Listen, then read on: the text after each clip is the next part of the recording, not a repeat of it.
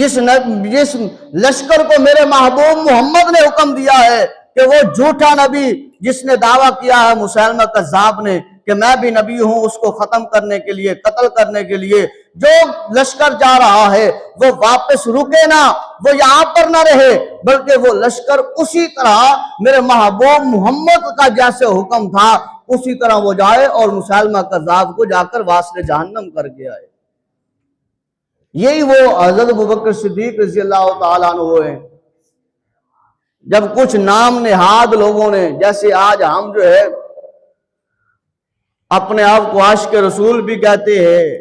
آج جس طرح ہم اپنے آپ کو حضور علیہ السلام کا پکا سچا غلام کہتے ہیں، ہم کہتے ہیں اس میں کوئی شک ہی نہیں، ہم کہتے ہیں کہ اس غلامی رسول میں ہماری موت بھی ہمیں جو ہے وہ قبول ہے، اس طرح ہم دعویٰ کرتے ہیں۔ لیکن اگر جب جو ہے وہ گالی چھوڑنے کا وقت آئے، جب دیانتداری کو اپنانے کا وقت آئے، جب چغل کو، غیبت کو، ریاکاری کو چھوڑنے کا وقت آئے، جب سود کو، زناکاری کو، شراب خوری کو چھوڑنے کا جو ہے وہ وقت آئے، جب نماز کو پڑھنے کا کہا جائے، جب سردی کو اپنے بستر کو چھوڑ کر مصلی پر آنا جو ہے وہ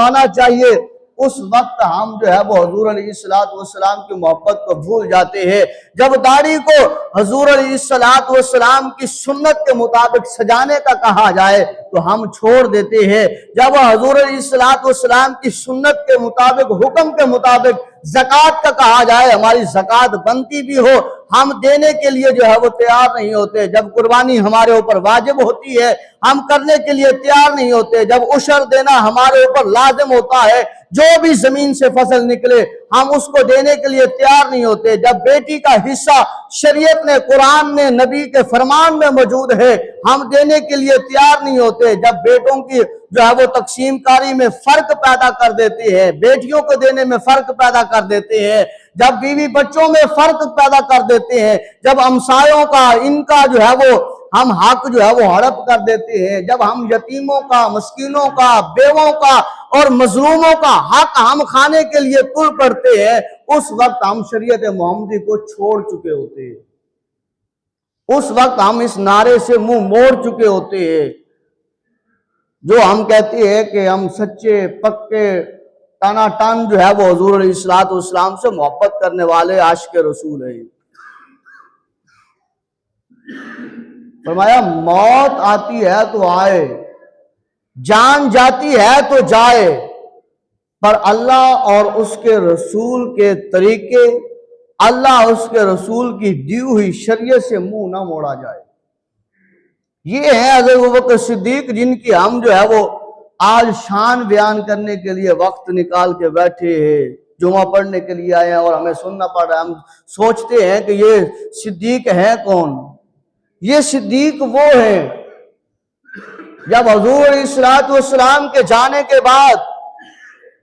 یہ کمزور ایمان والے، جیسے میں نے آج کی بات کی ہے کہ ہم دعوے کرتے ہیں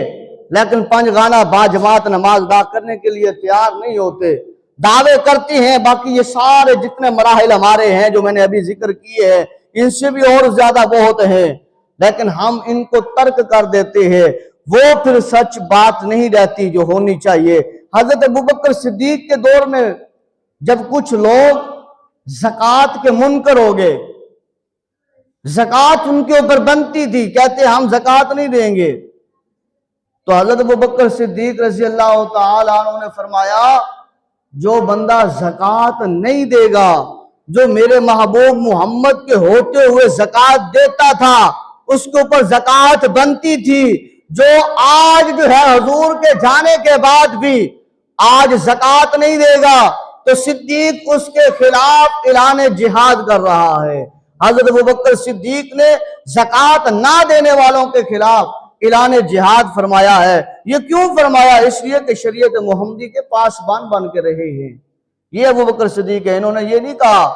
کہ حضور علیہ السلام تو تشریف لے کر چلے گئے، اب کوئی گل نہیں، کوئی بات نہیں، وہ ہمارا فلاں رشتہ دار ہے، فلاں امیر ہے، فلاں کبیر ہے، فلاں عزت دار ہے، اگر جو ہے وہ زکوٰۃ نہیں دے گا تو اس کا مسئلہ اللہ کا مسئلہ ہے، اس کا معاملہ حضور کا معاملہ ہے، اس کا جو ہے وہ کل قیامت کے دن دیکھا جائے گا۔ نہیں، انہوں نے کہا نہیں، جب حضور